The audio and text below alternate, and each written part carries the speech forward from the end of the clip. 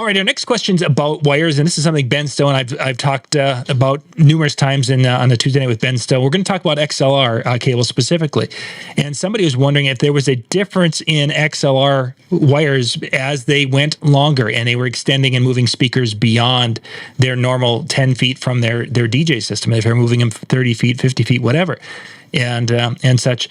So, Dan, have you had experiences when you've been moving audio down and have noticed a difference when it came to the XLR cables? Can I give the Ben answer? Go ahead. It depends. It depends. It depends. Yeah. I'm not enough of an audiophile to have noticed. I know there is a resistance difference. I know there is a sound power difference when you get out to a certain level, and obviously it also depends upon the quality that you're talking about of cables that you have.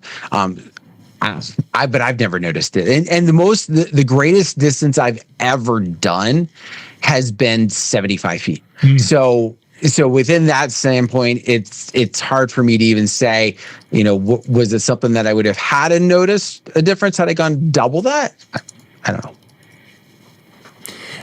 And I think it does depend on the quality a little bit. I'm actually putting a link here into the chat.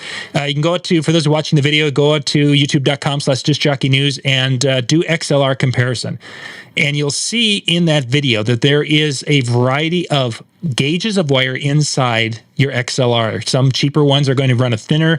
The more quality ones are going to have a little bit thicker wire inside. Some are using a for lack of a better, a foil wrap on those. Some will use a mesh wrap around the outside to help block interference.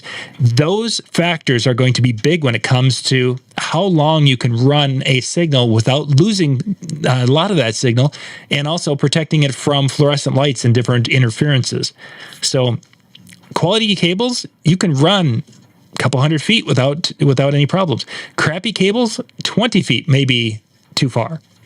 It really depends. Getting a good quality cable, getting anything from Bennett NLFX Pro there, those are going to be things that will work for you. And it wouldn't matter if you've got a 10-foot on this side and a 50-foot on that side, you're never going to probably notice. I've done that numerous times, and I couldn't tell there was any lag, latency, or whatever. But I suppose if I'd have had a poor quality cable, the longer one would have been a really crappy cable, maybe I would have noticed something. I'm not exactly sure on that, because I'm not going to risk the audio on a $10 50-foot cable. It's just not going to happen. The wires you see in that were actually wires, and I talk about the wires in the video. Some of those were some of the original XLR cables that I bought back in the 1990s. Around 1990. So there's some old wires there, but it kind of goes through and shows you some of the quality difference between the two. Excellent. Okay, let's go to the next question here, guys.